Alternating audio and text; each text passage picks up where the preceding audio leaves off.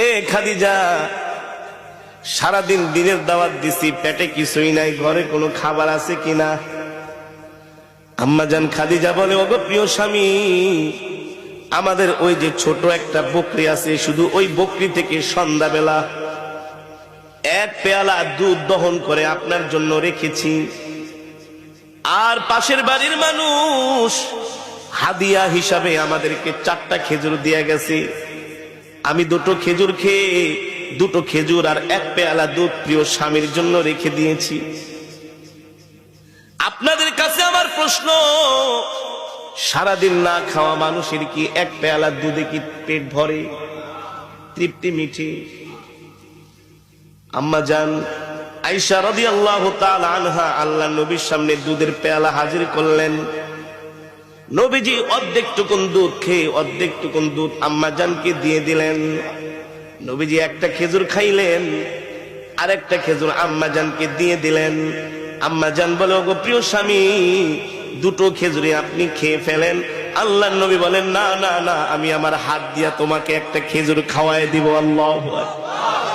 এই কথা বলতে বলতে হঠাৎ করে নবীজির চোখ চলে যায় আম্মাজানের কাপড়ের দিকে। আম্মাজান যে কাপড় পরেছেন, ওই কাপড়ের মধ্যে এত তালি, এত তালি, এত তালি, এখন আর মনে হয় কাপড় ছিঁড়ে গেলে তালি দেওয়ার মতো জায়গা থাকবে না। সরকার দো আলম আম্মাজানের মুখের দিকে তাকায় বলে, খাদিজা, এ খাদিজা,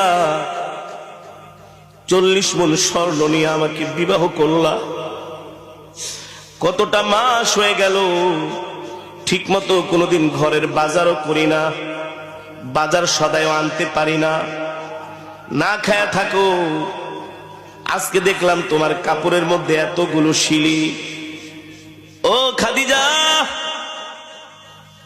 একবারও বাজারের জন্য বললা না, কোনদিন বললা না বাজারে যাচ্ছেন, বাহিরে যাচ্ছেন, কিছু খাবার নিয়ে আসেন, এই কথাও বললো না। আমার কাপড় ছিঁড়া গেছে, একটা কাপড় পর্যন্ত নিয়ে আসেন। খাদিজা রে, 40 মণ স্বর্ণ নিয়ে আমাকে বিবাহ করলা, এই সম্পদগুলো আমি কোন জায়গায় ব্যয় করলাম?